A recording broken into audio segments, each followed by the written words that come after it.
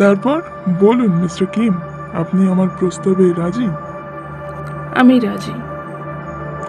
Detective জেইয়ং কি ভয় পেয়েছে? ভি মুচকি হাসল। ডিটেকটিভ জেইয়ং, যে কিনা সবসময় ন্যায়ের পথে চলে, আজ সে ভয় পেয়ে একজন ক্রিমিনালের সেফটির দায়িত্ব নিজের কাঁধে নিয়ে নিল।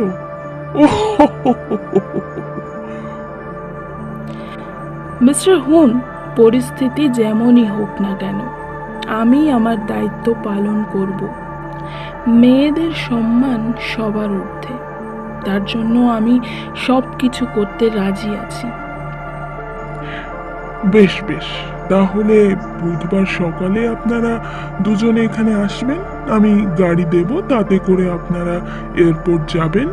ডেভিডকে ওয়েলকাম করে পুলিশের নজর থেকে বাঁচিয়ে এখানে তাকে সেফ ভাবে আনবেন।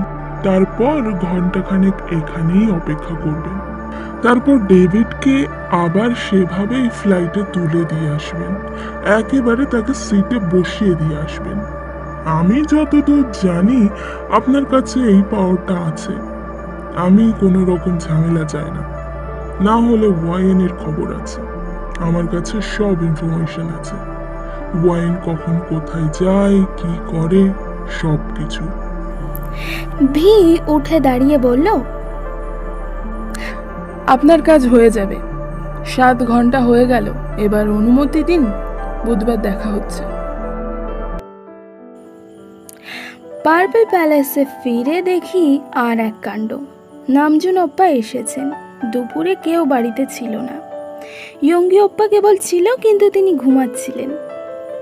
কয়েকদিন পরেই ওনার কনসার্ট আছে বুসানেই, তাই নামজুন ওপ্পা সময় নষ্ট না করেই 1 সপ্তাহ আগে চলে এসেছে। দীর্ঘ 1 বছর পর ইয়ঙ্গি ওপ্পা ফিরে এসেছে, কিন্তু উনি কোথায় গিয়েছিলেন আমি এখনো জানি না। আসার পর থেকে নামজুন ওপ্পার সাথে এখনো দেখা হয়নি। প্রফেসর বড়ই ব্যস্ত থাকেন। এখন উনি নাকি কী সব ওয়াইল্ড ফ্লাওয়ার নিয়ে রিসার্চ করছে। তার উপর উনি কাল শুনেছিলেন ঘোরতর প্যাচের একটা মামলা এসে জুটেছে আমাদের হাতে। ওনাকে আর সেওলে কে আটকে রাখে? আসা মাত্রই ওনার খিদে পেয়ে গিয়েছিল। খাবার তৈরি করতে রান্নাঘরে ঢুকেছিলেন। তারপর যেটা ঘটেছে সেটা বর্ণনা করা আমার পক্ষে সম্ভব নয়। এক কথায় উনি কিচেনটা ডিস্ট্রয় করে ফেলেছে। ইয়ন্তান বাইরে থেকে লোকজন ডেকে এনেছিল, কিন্তু আশ্চর্যের বিষয় ইয়ঙ্গি ওপ্পা এসবের কিছুই জানেন না। জিনু ভাইয়া বাড়ি এসে ওনাকে ঘুম থেকে টেনে তুলেছিলেন। বাড়ি ফিরে দেখি জিনু ভাইয়া দুজনকে খুব বকাবকি করছেন। খিদে পেয়েছে, তুমি খাবার অর্ডার করতে পারলে না? যত লন্ডভন্ড করার জন্য তুমি আমার রান্নাঘরটাই খুঁজে পাও। আর তোমাকে তো কি বলবো আমি, পুরো পার্পল প্যালেস আগুনে দাও দাও করলেও তোমার ঘুম ভাঙবে না। ওনার এসব বকবকানি আমাদের ভালো লাগছে না।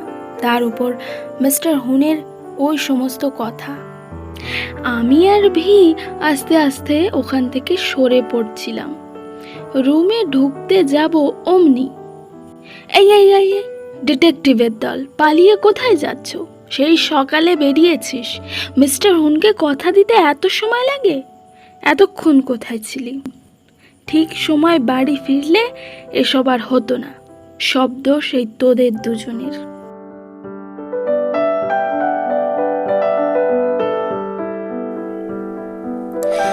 রাত বাড়ছে। বিছানায় শুয়ে আমার কিছুতেই ঘুম আসছে না। বারবার মিস্টার হুনের শয়তানি হাসি কানে বাজছিল। ওনার মুখটা চোখের সামনে ভেসে উঠতেই গা ঘিন ঘিন করে উঠল। ওনার মাথায় যেমন শয়তানি বুদ্ধি ভর্তি, উনি দেখতেও ঠিক শয়তানের মতোই। মিস্টার হুনের সেক্রেটারি ফেলিক্সও একই দলের লোক। উনি যেন ঠিক কেমন দেখতে মনে পড়ছে না। হঠাৎই ফেলিক্সের মুখটা কিছুতেই মনে পড়ছে না। উনি আজ কি পরেছিল? হ্যাঁ, সি গ্রিন কালারের একটা শার্ট, ফুল হাতা, চোখ দুটো ছোট ছোট, একটা ভোঁতা, চুল বেশ বড়, ঘাড় পর্যন্ত নেমে এসেছে, ফর্সা গলায় লাল রঙের দুটো দাগ দেখা যায়। লাল দাগ, জমাট বাঁধার রক্ত। প্রথম দিন এ দাগ তো ছিল না, আমার বেশ মনে আছে। তার আমি এক ছুটে বিয়ের রুমের সামনে যেয়ে দরজা ধাক্কাতে লাগলাম। চারিদিক অন্ধকার। ড্রয়িং রুমে সবসময় একটা আলো জ্বালানো থাকে। নামজুন অপ্পা এখানে আসলেই ভুল করেন। আজও উনি সবার শেষে ঘুমাতে গিয়েছিলেন। ছোট লাইটটা জ্বালাতে ভুলে গিয়েছেন বোধহয়। তবে পার্পল প্যালেসের প্রতিটা কোণা আমার চেনা। আলো ছাড়াই সব কিছু চিনে নিতে পারি। আমি ভিয়ের দরজা ধাক্কাচ্ছি, ওর কোনো সাড়া নেই। সবাই ঘুমাচ্ছে, বেশি শব্দ করলে বিরক্ত হবে। তেতে, এই তেতে, ওঠ শিগগির। হঠাৎই পিছন থেকে একটা কণ্ঠস্বর ভেসে এলো। এত উতলা হয়ে উঠেছিস কেন? এবার আমার হুঁশ ফিরল।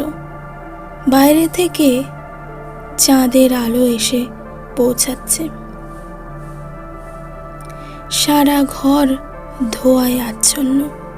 সম্ভবত সামনের সোফাতে বসে ভি সিগারেট খাচ্ছে। তেতে, তুই? হ্যাঁ, আমি। কি বলতে এসেছিলি? ফেলিক্সের গলায় আঙুলের দাগ, তাই তো? কেন জানি আমার কেমন ভয় ভয় লাগছিল ওকে দেখে। হ্যাঁ, তুই কিভাবে জানলি যে আমি এটাই বলতে এসেছি? অনুমান করে। আমি ওর কাছে যেয়ে বসলাম। ও বলল, ফেলিক্স হচ্ছে মিস্টার হুনের পোষা কুকুর। ওদের মধ্যে কোনো পার্থক্য নেই। কিন্তু ফেলিক্সের গলায় আঙুলের দাগ কেন?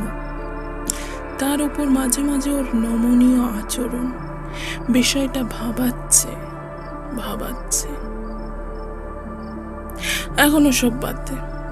যে কে এত সুন্দর শো হোস্ট করে আগে বলিসনি তো? আমি এতক্ষণ ঘোরের মধ্যে ছিলাম। পাশে যে রেডিও চলছে খেয়াল করিনি। জেকের কণ্ঠস্বর ভেসে আসছে। ঘড়ি বলছে 12:10।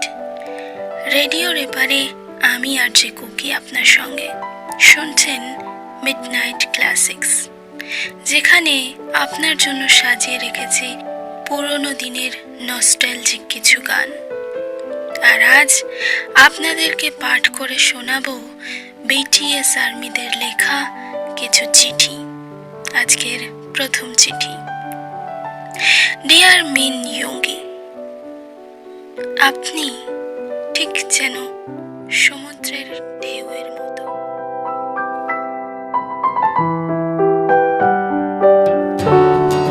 বুধবার সকাল আমরা এয়ারপোর্টে এসে পৌঁছেছি। ভি আমাকে দাঁড় করিয়ে রেখে কোথায় একটা গিয়েছে। মিস্টার হুন ফেলিক্সকে আমাদের সঙ্গে পাঠিয়েছে। গাড়িটা উনিই চালিয়ে এনেছেন। আজ খেয়াল করলাম ওনার গলার দাগটা অনেকটা মিলিয়ে এসেছে। আগের দিনই মিস্টার হুন ডেভিডের একটা ফটো আমাদের কাছে পাঠিয়েছিল। আমি মোবাইলের স্ক্রিনে মিস্টার ডেভিডের ফটোটা আর একবার দেখে নিলাম। 10 মিনিট হয়ে গেছে। আমেরিকান এয়ারলাইন্স ল্যান্ড করেছে। একে একে মানুষজন বেরিয়ে আসছে। ওয়েলকাম ডেভিড লেখা কার্ডটি হাতে নিয়ে দাঁড়িয়ে আছি। ভিয়ের দেখা নেই। ফেলিক্স আমার পাশে ঠায় দাঁড়িয়ে রয়েছে। হুকুম আছে, উল্টো পাল্টা কিছু হলেই সে আমাকে বন্দি করে নিয়ে সটকে পড়বে।